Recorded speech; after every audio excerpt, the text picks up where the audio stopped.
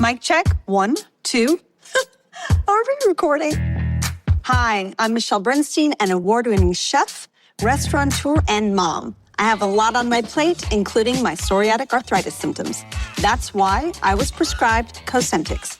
It helps me move better. Cosentyx secukinumab is prescribed for people 2 years of age and older with active psoriatic arthritis. Don't use if you're allergic to Cosentyx. Before starting, get checked for tuberculosis. An increased risk of infections and lowered ability to fight them may occur, like tuberculosis or other serious bacterial, fungal, or viral infections. Some are fatal. Tell your doctor if you have an infection or symptoms like fevers, sweats, chills, muscle aches, or cough, had a vaccine or plan to, or if inflammatory bowel disease symptoms develop or worsen. Serious allergic reactions and severe eczema-like skin reactions may occur. Learn more at 1-844-COSENTYX or Cosentyx.com. Ask your rheumatologist about Cosentyx. This is Let the Record Show, using common sense. Now, here are your hosts, Judge Richard Weinberg and Chairman Jesse Garcia. Welcome back to Let the Record Show. Chairman Jesse Garcia, Republican Party, is off doing issues with petitioning, notwithstanding Eric Levine's comment that he's at a baseball game. That's not true. It says just getting mentally prepared. Oh, he's getting mentally prepared? So he's getting mentally prepared for the petitions and for the baseball. Eric Levine, noted commentator, essayist, and attorney, is in the studio with me, our esteemed co-host. Joining us today is my good friend, Dr. Mark Meirowitz. Mark is not only a PhD, but he's also an attorney. He's a great thinker. He's a professor at the Maritime College at the State University. He's a good friend. He's a thoughtful guy. And he knows a lot about the problem of Turkey. Now, when I say the problem of Turkey, this is my question. Is Turkey a friend of ours? Is it an ally? Is it yet another Islamist hegemonic threat to Western civilization? They've moved in whole hog into Syria. They are no friend of the state of Israel under the current leadership of, I always mispronounce the name, and Eric always corrects me. I call it Erdogan. Erdogan. That too, but I call it Turkey, not Turkey. Okay, so, Eric, I'm turning over Dr. Meirowitz to you. Mark, welcome to Let the Record Show. We're very happy to have you here.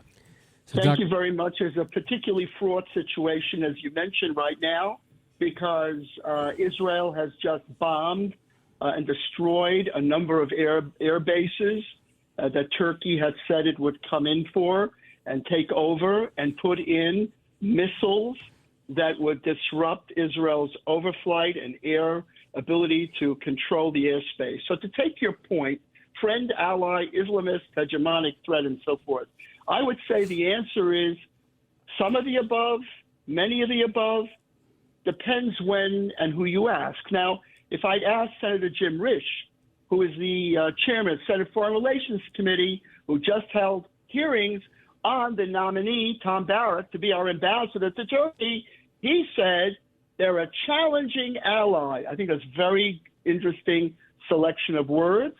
And he also said about Turkey, and I think it's very candid, they have done some things that are just awful.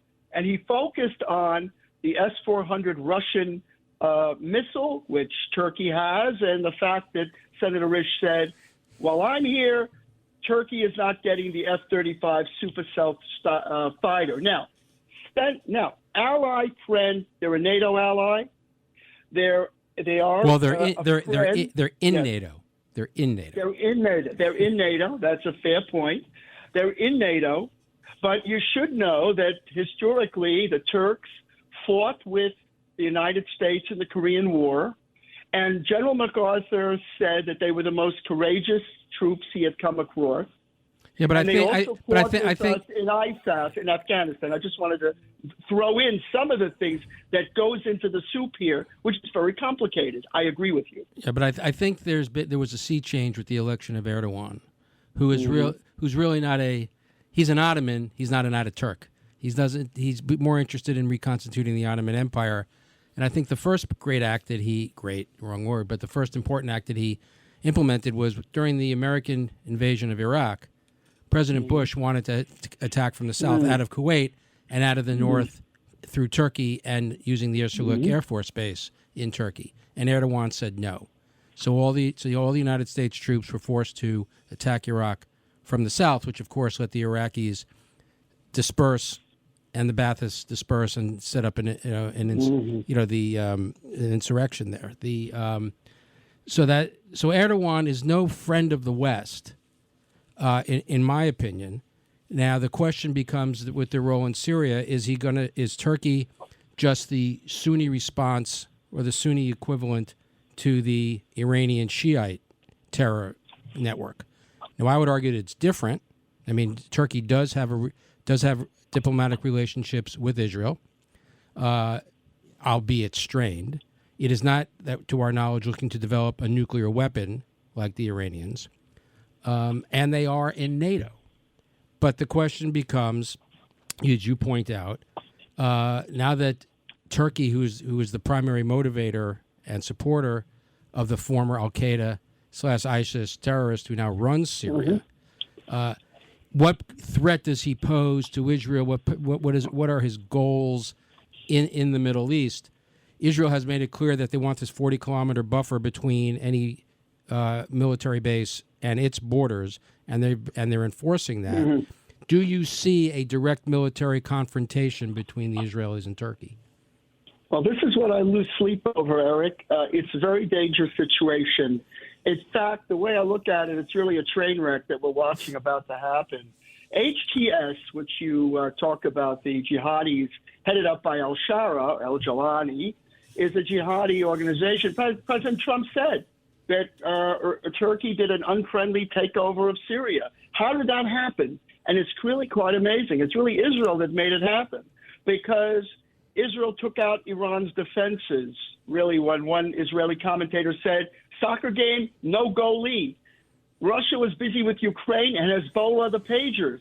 What happened? The jihadi group was able to take power, backed up by Turkey.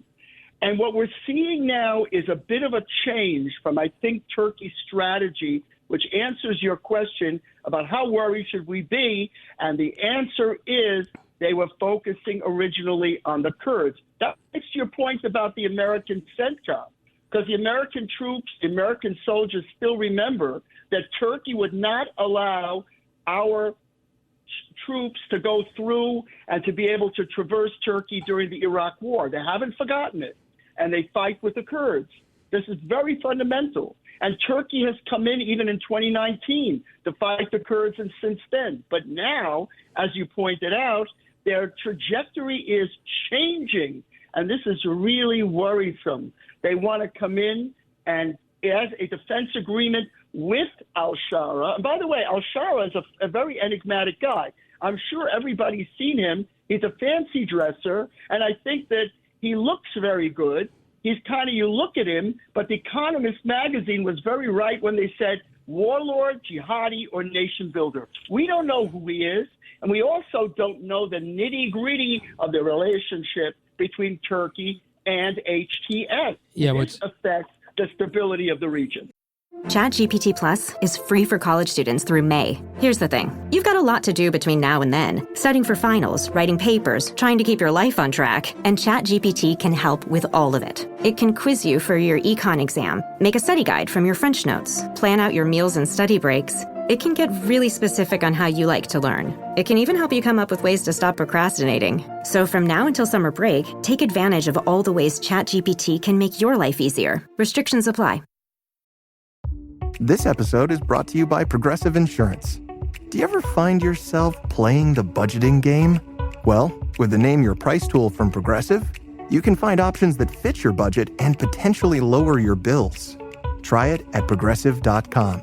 Progressive Casualty Insurance Company and Affiliates. Price and coverage match limited by state law. Not available in all states.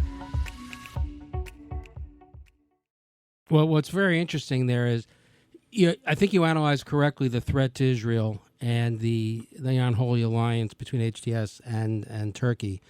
But in terms of the Iranians, this is the biggest losers here were the Iranians, because they used Syria as a transit through which it would arm Hezbollah in Lebanon. That's now been cut off. So in that respect, the Israelis are huge winners and the Iranians are huge losers, because Hezbollah is now being neutered, literally and figuratively, by not being able to be rearmed by the Iranians. Well, I saw a report, if I may interrupt, Sure. that the company called Mayhan Air has been overflying Turkey, possibly overflying Turkish airspace to help to supply Hezbollah. I saw this. Very worrisome. Iran, even though Iran and Turkey are rivals, and even though Iran and Turkey have had an old rivalry, but when it comes to Israel, there is a commonality here. I agree with you. Although Sunni Shiite is still reality. And by the way, Iran is out of Syria, and al-Shara, when he was interviewed in The Economist magazine, said Iran has to stay out of Syria, but Russia can stay in Syria. Yeah, That's really interesting. Yeah, and can Iran creep back in again? That's the worry. Yeah, so I think Iran is pretty much out of it. The question is a Russian presence in Syria good or bad? One argument could be made if there's a Russian presence in Syria that they're not going to be too interested in the Turks being a dominant power there because there is that strain between Russia and Syria, and with that could neutralize the Turkish influence over Syria. So in one respect, Israel can benefit from that, and the West can benefit from that. But it's as a general matter, I believe that the less influence Russia has around the world, the better. Well, let me ask both of you gentlemen the following two questions. Number one, and this is, as we say in my business and your business and Eric's business, the law.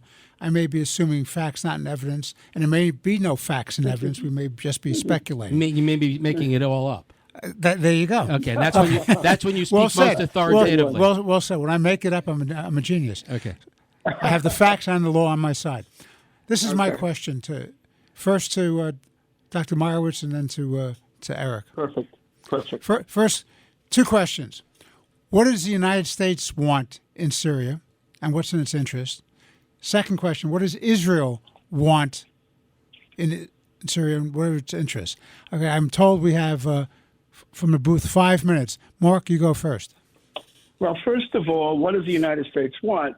I think they got to get real and figure out what's going on, because Mr. Witkoff said there's a lot of great news coming out of Turkey, and President Trump even talks about what a good place Turkey is. Meanwhile, people are on the streets rioting, 2 million people rioting, and Turkey is moving into Syria.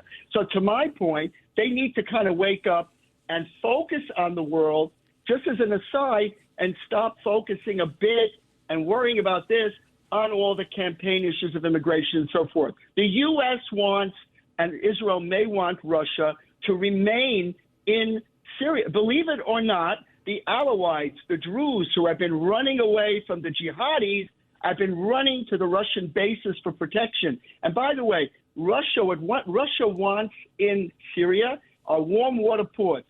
And I think in the world as complicated as it is, with the relationship between Trump and Russia, I think Russia is going to stay there. And I think it's everyone's interest because of the Turk. Again, it's all balance of power, balance up and down. Israel's issue is to keep Syria in a way where it cannot re-up its defenses and re-up a war. But I feel and I worry and I lose sleep that there is a potential, the way this is moving along, that's going to be very, very dangerous situation. Israel took over the buffer zone, as you said. That will help tremendously. But this idea that we're going to have actual possible Turkish troops near the Israeli border, near the Golan, is absolutely frightening, in my opinion. Very worrisome. Yeah, and I don't think the Israelis are going to allow it, and I don't think we're going to allow it either. I mean, in terms of the real good news, quote unquote, coming out of Turkey, of course, Erdogan just had arrested his primary political rival, Erik Imamoglu. I'm not sure I'm pronouncing that correctly. Imamoglu. He's the mayor of Istanbul, but he probably in a fair and free election would win, and Erdogan understands that, and that's why he had him arrested. Now, the one great ace in the hole that the Israelis have, and we have, and that we may really, in my opinion, the United States. We being the United States, yes, is the Kurds. Is the Kurds. My son served in Syria fighting ISIS in 2018, 2019. And he fought side by side, shoulder to shoulder with the Kurds. They're tremendous fighters. They're tremendous American allies. They're incredibly brave. And they are a nation deserving of their own country. And have been consistently sold out by the United States of America. And also, they are in charge of the prisons where ISIS are being held. Fighters are located. So and so if they're out, then the ISIS people get released, which is dangerous. So I think the United States and Israel will be well served by looking to empower the Kurds. That would make the Turks crazy. But the Turks should understand that the more influence they attempt to exercise within Syria, the more influence that the United States and Israel is going to allow to the Kurds. And I think that the fact that Turkey is in NATO and really does need American armaments, because they saw what happened to the Iranian S-300s and S-400s. The Israelis completely wiped them out. They're absolutely ineffectual. Not a single Israeli plane was lost when they took out the Russian air defenses that the Iranians had. They want American armaments. Our munitions are far superior. So they still need the United States. They're still in NATO. They don't want to be kicked out. So we have leverage, and we should start using that leverage. And the United States and Israel need to make clear to Turkey, you can go so far in Syria, but no further. And Israel has been bombing and bombing and bombing munitions depots and any advances within a 40-kilometer radius of their border, and they're going to continue to do it, and the United States should continue to support it. Well, Mark, I want to thank you very much for being with us. We've had as our special guest for this segment Dr. Mark Meirowitz, my good friend, a great attorney, a great scholar on the Middle East, particularly on Turkey. Mark, we look forward to having you back on Let the Record Show other times on other issues. Thank you for your thoughts and insights on what I call the problem of Turkey. And I believe it is a problem. I don't trust them with the current leadership, the same way I don't trust Iran with the current leadership. Fundamentally, regime change in Iran is a must. Absolutely. And I think regime change in Turkey is a must, too. It used to be a westernized, civilized country. It's just which species of Islamist hegemony are you looking at? And I think the best thing we can have is to have Iran and Turkey at each other's throats and not against Western civilization. This is Let the Record Show with Eric Levine, Dr. Mark Meirowitz. I'm Judge Richard Weinberg. We'll be back in but a few moments with our next segment of Let the Record Show. Dr. Meirowitz, thanks again for being with us today on Let the Record Show. Yes, thank you very much. Thank you. This is Let the Record Show.